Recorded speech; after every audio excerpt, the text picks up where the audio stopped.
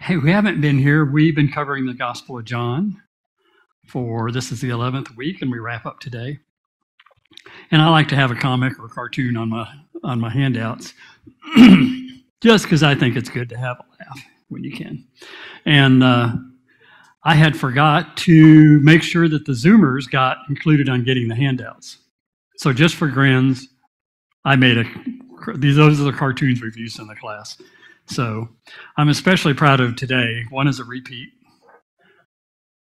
but finding cartoons about John, the gossip according to John, I thought that was good. So the handout we'll be using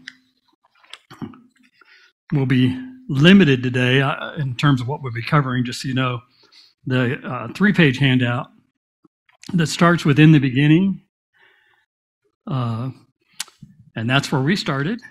I put that in there. We're not going to go back to that today, but I put that there because it's such a powerful statement. And I may have mentioned this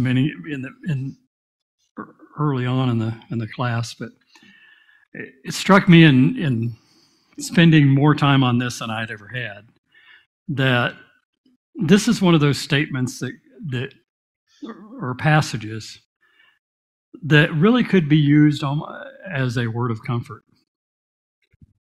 I mean, I can just envision, being in the depths of whatever, whether it's grieving or dealing with just what seems like a hopeless situation, and reading or hearing these words. In my mind, just hearing these words, "In the beginning was the Word," and being reminded of God's power and presence, and that He's in all things. And so I included that since we'll be wrapping up. And the second page is the primary reason I started doing handouts. A lot of us use our phones now to look at the text, and so usually you can see 3, 4, 5 verses at once. And I was trying to catch the narrative, so I wanted you to be able to go back and forth and perhaps, and I'd be summarizing some, so I wanted you to be able to pull out that.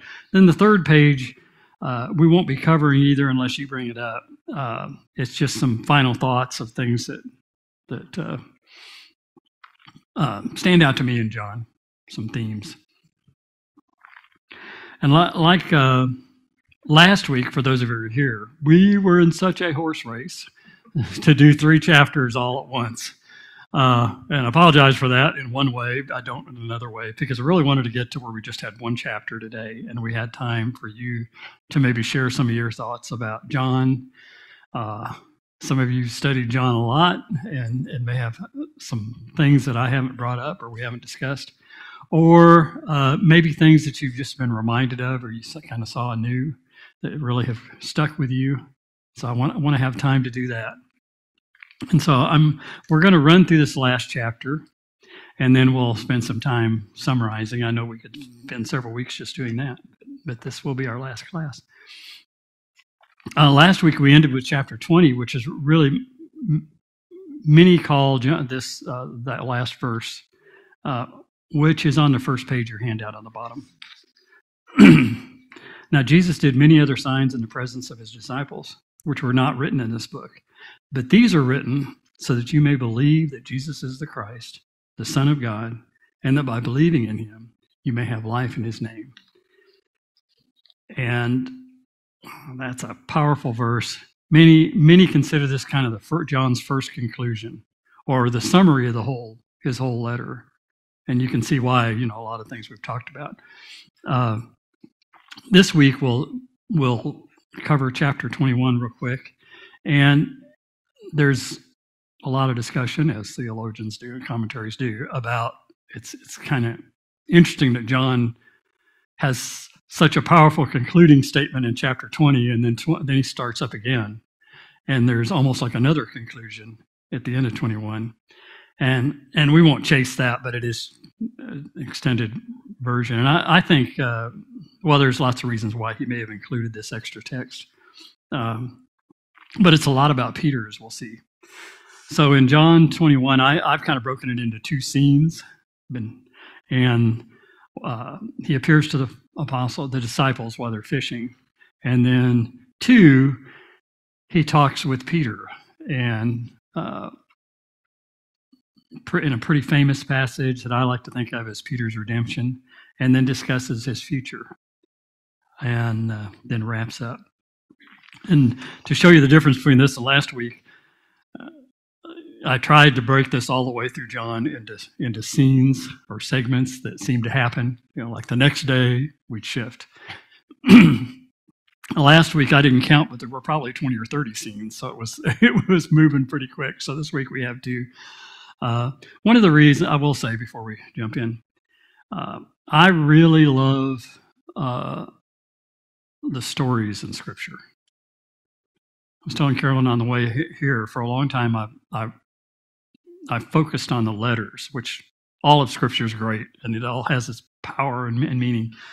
But the letters, because it was always interesting to me to see how we're to treat one another.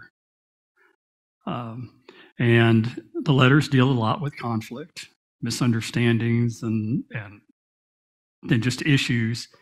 And it always comes back to love one another. But I've just always found it fascinating to see how God has us deal with these things. But I've also just loved the Old Testament narratives, David, Saul, Jonathan, all those, just because you get to see behind the scenes. You get to see the inner thoughts and how they interact with one another and how they deal with their faith in all kinds of situations. And going through John has reminded me how just that aspect of studying the Gospels and Acts too. It's just a story. And as Karen Strong mentioned a couple of weeks ago, we like to maybe laugh sometimes at the disciples and how they respond to things, because sometimes you just think, man, will these guys ever get it? And I've tried to have some fun with that. But the reason to me that it's humorous is because it's us. It's me for sure. I can be pretty thick-headed. I can be pretty selfish. I can be all of those words. And you see that in the disciples as they learn, and especially in John, you see this growth that we've talked about, where they're just curious about Jesus, then they're believing in him, and then they're having doubts, and they're having questions, and they're just not getting it, and yet they hang in there with him. And you see others that don't. And so I love that aspect of being able to kind of get into the mind of not only learn about God, but learn about his people. And one of the things I love about church is getting to learn from you guys. So we're chapter 21. This is on the second page of the handout. We'll run through this. Jesus reveals himself again, and there's 7 disciples present. And it's Peter, Thomas, Nathaniel, sons of Zebedee, and 2 others. I don't know why John is specific about the first 3. He doesn't name the other 4. I mean, you know who the sons of Zebedee are, but they don't. I mean, they're listed in other passages in Scripture, but they're not named. And one of the things that stood out to me is because John is so heavily focused on witnessing and testimony that all 3 of these, Peter, Thomas, and Nathaniel, John records how they testify that Jesus is Lord. So I just wonder if there's not a connection there. May not be, but it's just they're all 3 in John listed for testifying or witnessing. So Peter ups and decides to go fishing. I'm going to go fishing, and the rest decide we're going to go too. Some say this has to do with Peter going back to his old job of fishing. I'm not sure about that. They decide to go fishing, and they were up all night and they caught nothing. And I've tried to we've tried to stay strictly in John, but it can't help but think of Luke 5, when some are first called and they've been fishing, and Jesus says, put it over on the other side of the net, then they catch a ton. Well, the same thing happens here. So I don't know if that's an allusion to that or not, but at dawn, Jesus appears. They don't recognize him, and he asks if they have any fish, and they say, it's just a very simple no. And you could just see there's probably a lot of, I don't know, word. There could be disgust. There could be sarcasm. Just no, rolling eyes, You didn't have to ask us, remind us. No, whatever. what I might do after being up all night trying to fish. So they cast their luck. Well, the other thing I thought of, these guys don't seem to have a lot of luck when they go out together. I mean, but anyway, so I cast the other side, and all of a sudden there's scores of fish. And the disciples, John in particular, or the disciple who loved Jesus, sees that it's Jesus on shore. So they all rush to shore. And of course, Jesus, as always, Peter is first. He hops out of the boat and runs the rest row. And Jesus already has a fish on the fire and some bread. And he tells him, go ahead and get the other fish. And Peter goes and gets this large net with 153 fish. And if you want to really waste your time someday, and hopefully this won't offend anybody who's really, 153 is really near and dear to you. The nerd part of me had to look up why 153? Why not just a lot of fish? You can find more theories than about Kennedy. I mean, everything from the fish shape that they used, that if you take pi and you divide it by something and you do this. Anyway, so I don't know why. It's a lot of fish. So Jesus fed them. And this was the third time he revealed himself, at least John points out. So then we go over to the next scene, if you want to call it that. And we don't know if this is alone, where Jesus takes Peter out alone, or they're still together. But he asks him, and this is I think most of us have studied this passage or heard lessons on it. When they finish breakfast, Jesus says to Peter, "Simon, son of John, do you love me more than these?" And I admit, all the times I've heard lessons on this, it's never stuck that he says more than these. Just love me. Some people say that it's a question, do you love me more than these disciples? Some people say that it's related to the fishing because that's his business, his way of living. I don't know. And this is another one of those, you could do a whole sermon. I'm just going to summarize. He asked them this 3 times, and every time Peter says, "Yes, Lord, you know that I love you." And by the when Jesus asked him the 3rd time, "Peter, do you love me?" he says, it kind of upsets Peter, like it probably might us if somebody asks us something 3 times. Don't you trust me? Yes, there's a rooster. Thank you, Lawrence. Yeah. If you didn't get that online, Lawrence did a rooster impression, so you'll have to ask him to do it. Yeah. Not bad, yeah. So during these 3 times that Jesus asked, he tells them when he responds, "Then feed my sheep, then tend my sheep the 2nd time, and then feed my sheep the 3rd time." And then he tells him basically tells Peter how he will die in his old age, glorifying God, and to follow me. And just a few thoughts, and we'll have time to, like I say, discussion in a few minutes, so you can come back to this or other areas in John. There's entire discussion about agape versus phileo, which are the Greek words that are used. Jesus uses agape the first times you ask him, "Do you agape me?" Which is kind of represents a godly love. Peter always says a phileo, "Yes, Lord, I love you," and which is kind of a brotherly love. And some view that as Jesus is asking Peter, and he doesn't respond with the same word. That Peter's kind of, for whatever reason, not comfortable saying that. And then in the 3rd time, Jesus uses phileo. And some say that he kind of meets Peter where he's at. I read something this week, which I'll let you chase if you want to chase it, that I thought was kind of interesting in terms of that discussion, and that is that agape and phileo are used pretty much interchangeably throughout a lot of the New Testament. Matter of fact, even in John, Jesus says he loves the Son, and he uses both words. And same thing with the world. And so some would say, at least this one commentator would say, maybe it's not quite as major a deal that these go back and forth here, but that's up to interpretation. Then you get the shepherd imagery, which back in John 10, Jesus refers to himself as a good shepherd, and there's quite a dialogue on the shepherd. And he's asking Peter to carry out this role, shepherd my sheep, tend to my sheep. And then Peter's redemption, just a thought on this. We talked a little bit about how well known in history, Peter's denial is that he denies Christ 3 times. And his denial is in all 4 Gospels.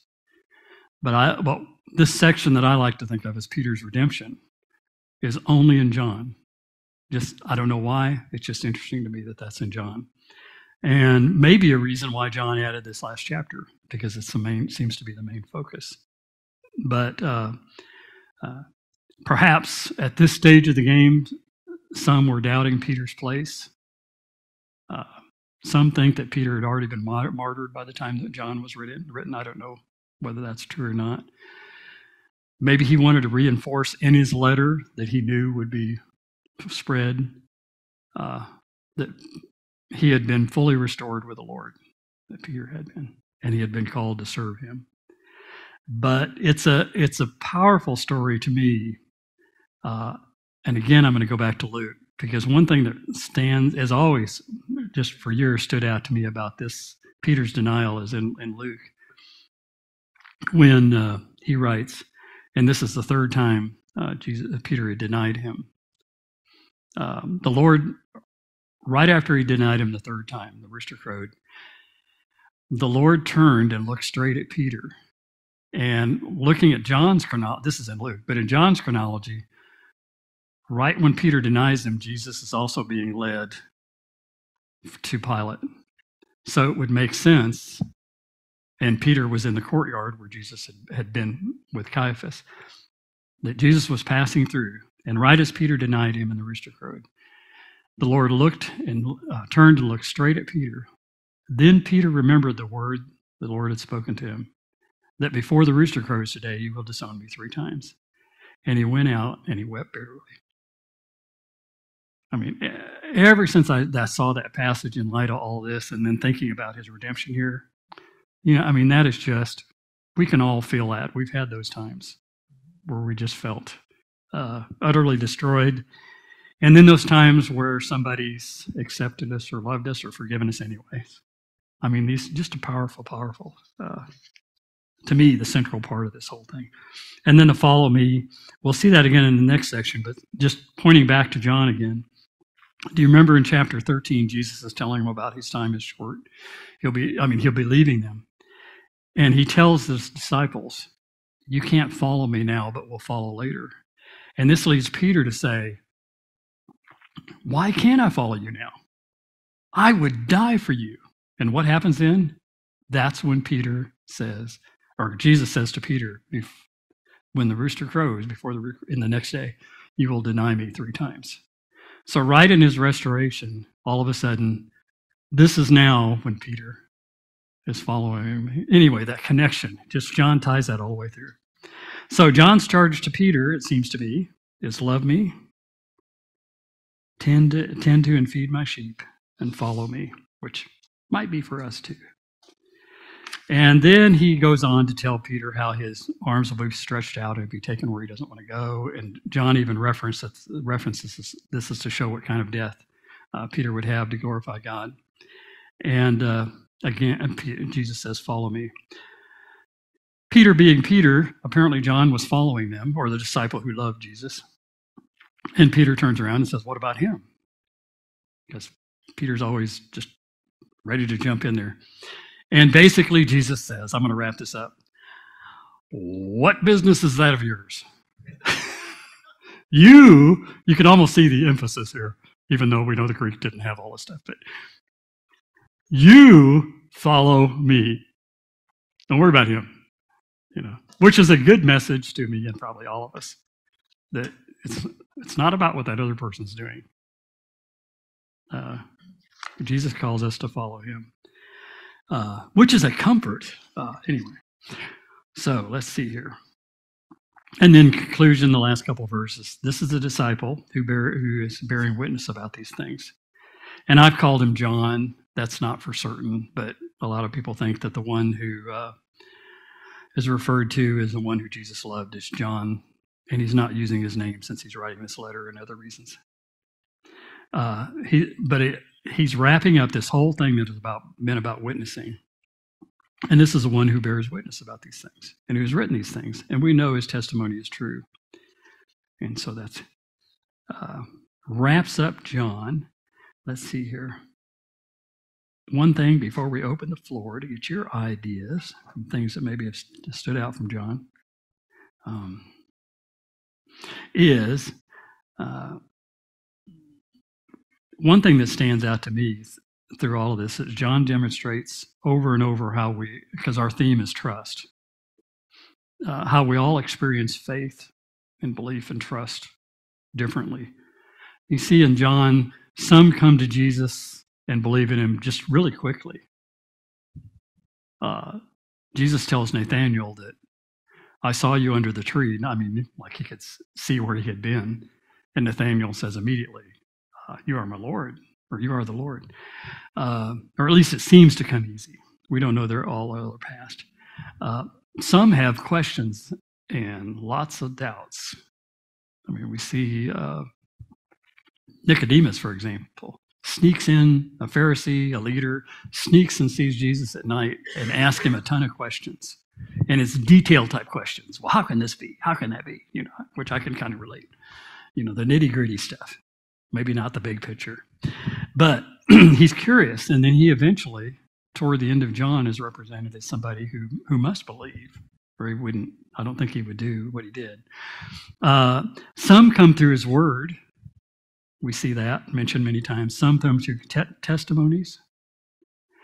Some come through his work. And we didn't take time on this one either, but John writes at least of Jesus saying this at least 2 times, maybe 3 times in John, that if you don't believe me, believe in my works, which I find kind of be interesting.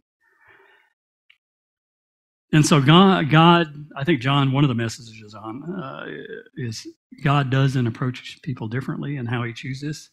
And that's pretty amazing, isn't it? So, now's your time. Not as much as I would like to have, but thoughts about John. Maybe things we haven't covered or things that have really stood out this time around.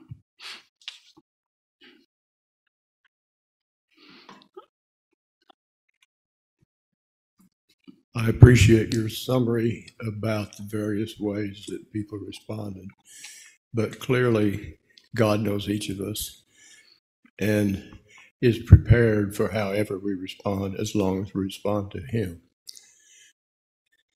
True. Lawrence, thank you.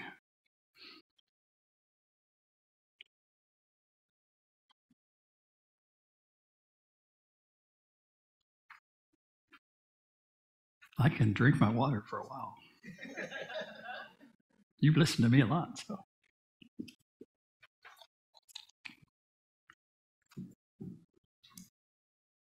Doc. I just remember there's a few passages kind of getting on with the Lawrence that where John says that the people that come to him are because his Father or God brings them to him. And I always thought that was, I still haven't really wrapped my mind around that a little bit. You know, but it was like, where's our response? You know, how much is it because we're looking toward God and God says, yes, I will bring you to him? Or anyway, just a random thought. It is pretty amazing because that idea comes up a lot in John in terms of Jesus saying, these are the ones you brought me, speaking to the Father. I've protected the ones you brought me have been protected. There's a lot of different passages on that.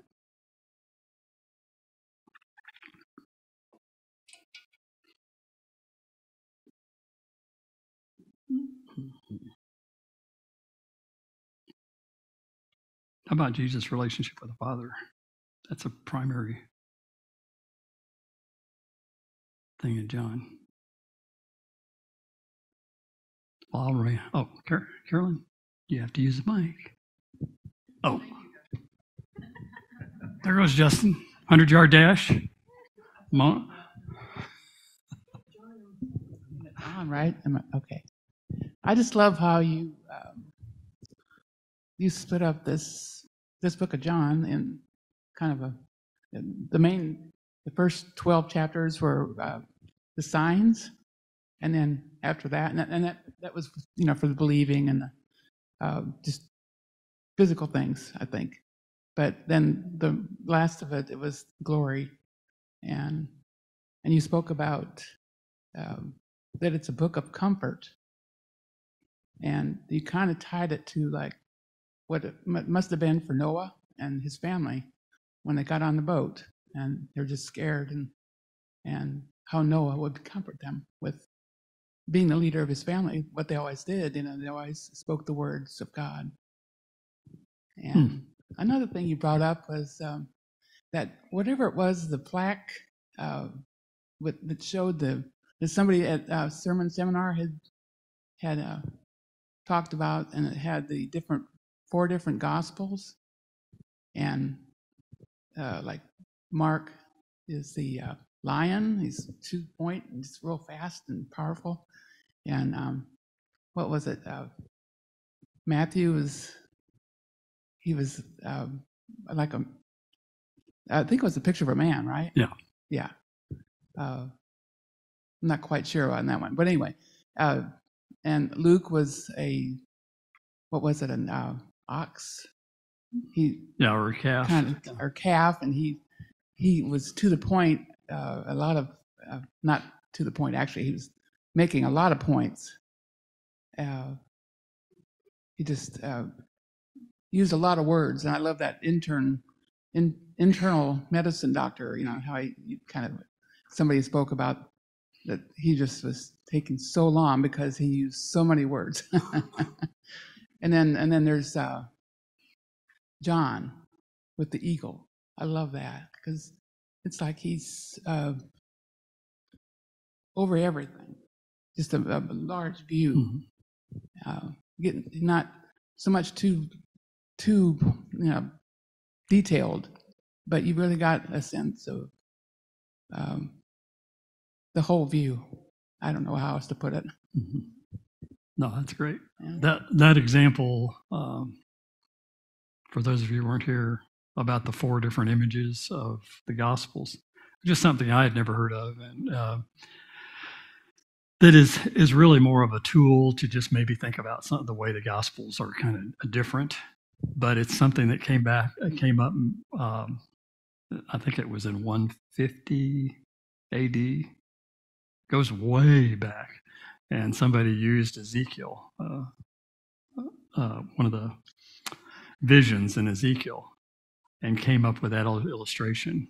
And the thing that I think I love most was in relationship to John as the eagle, and kind of this big soaring 10,000-foot view, because it starts in such a powerful, in the beginning. And then the comfort thing, I have to admit, I was really looking, like you all do when you share a thought, or if you happen to be working with a class or study, it's kind of this probably sounds crazy because there's so many things in John in Scripture, but the so what? Because I have a tendency to dig into the, chase rabbits and chase all these little trail.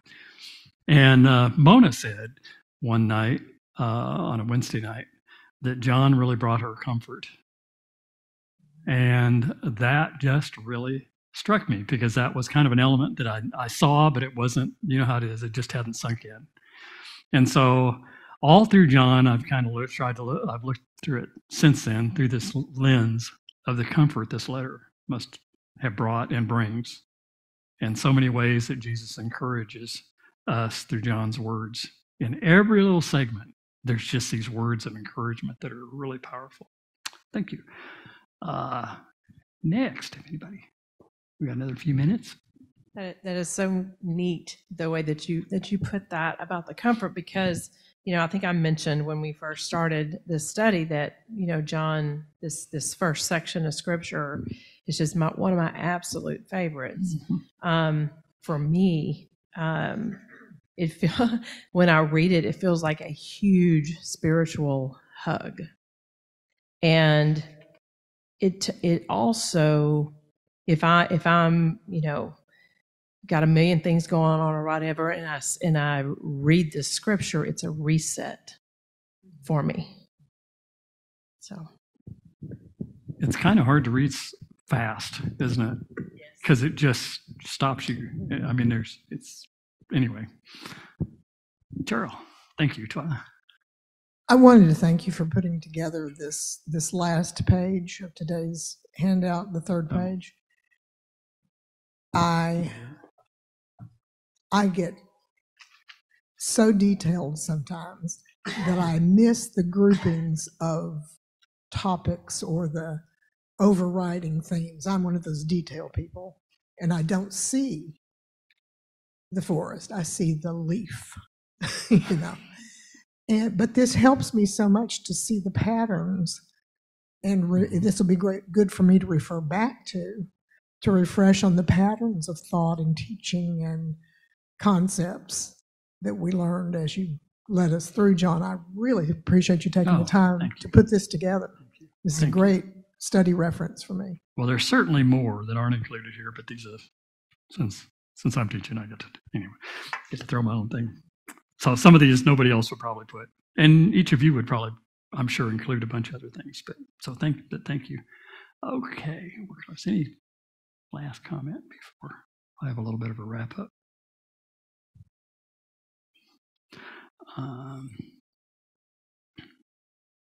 Okay, these are kind of jumbled, but Lawrence, I'm sorry, go ahead. Good. It seems to me, I don't know the sequence of when these various gospels were circulated, but I can imagine that John's was last, and that his purpose is to make crystal clear who Jesus is. That he's not just a great prophet. He's not the reincarnation of Elijah.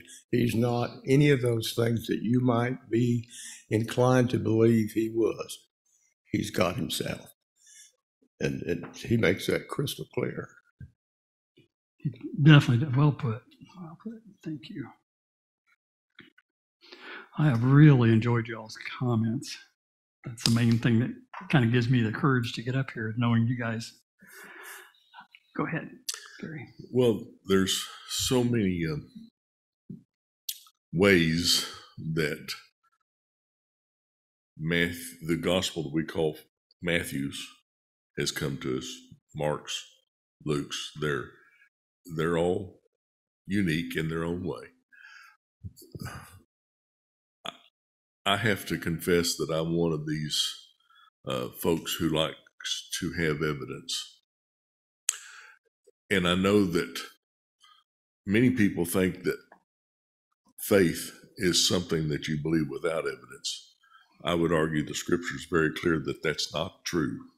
There's all sorts of things that point to why faith is very reasonable and is difficult to unexplain or to explain differently than, yes, this is the way it is. This is the way, this is God, and this is who he is. One of the reasons that I have always enjoyed studying John, and particularly the way you've approached it as well, is these final two concluding passages. I've been there. I've seen this. It's true. Thank you. Okay, man. Good stuff. Good stuff. Oh, yeah, Lawrence said it's in a court of law, this is not hearsay. Okay, I've got a jumble of final thoughts here in 4 minutes here. This is a little random, but if the disciple Jesus loved is John, or let's just say that disciple and John and Peter are both pretty significant in John. When you read it, you just can't help but think that. So I have a little bit of a challenge for myself and you. Both are not always at their best, just like the other disciples, but both seem extremely close to Jesus and to one another. You just see them bouncing off each other a lot. Peter's asking John, would you ask Jesus? All of these kind of things. It's just come up on my mind is, since I've been spending a lot of time here, is to follow up with 1st, 2nd, 3rd John and 1st and 2nd Peter. just through the lens that now I've been seeing Peter and John's faith grow. And here's where they're at in teaching. And we know that these are powerful letters now, but that's something I'm going to do. So let's see. In the first class I mentioned, I found somebody who said John tends to focus more on who Jesus is versus what Jesus taught and did, just in a comparison with the other three Gospels. That's not a blanket statement, but generally there's a lot about Jesus' identity. And John does this from a lot of different angles. Lots of descriptors of Jesus. I mean, start out with Jesus as a word. He's a light. He's life. The living water. We have all the metaphors, the I am metaphors. Just lots of different descriptors of Jesus. And one of the ways he looks at Jesus' identity is all the different testimonies and witnesses, the various ways people, when they see him, and all the signs. And the signs are somewhat unique. And well, most of them are unique to John, that are in John.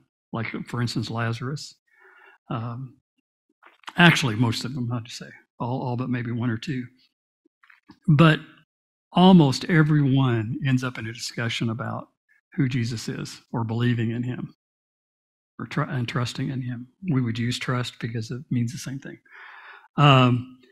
John, as we've discussed, has probably more directly from Jesus than any gospel. Long teachings and discourses, if you want to use that word, about who he is, who the Father is, his relationship with the Father, his purpose. And coming back to the idea of the Father, John focuses just extensively on his relationship with the Father. And as I mentioned, there's just the phrase "the Father" is mentioned 66 times, or 60-something times. And then Father is mentioned, and God, the Lord, and other terms are used just over and over in relation to his relationship, and then his relationship eventually with the disciples. And all of these have varied approaches. I'll lose my mind. Lawrence said it, about God knowing us and what we need and meeting us where we're at. I mean, all these different approaches kind of convey that God knows what we need. And we know belief is important in John. Danny's taught some really neat lessons on that. All of us that are members here know the word pistuo, because Danny's ingrained that in us, that's a word in John used over 100 times. And it's translated usually belief, but it means faith and trust, and it's a verb and all those things. But for me, one of the things that's a major part of John, don't doubt. One of the things that stood out is how John takes us inside to see how the disciples grow in their faith and their trust. And he takes us on kind of this journey with just so many different people and communities,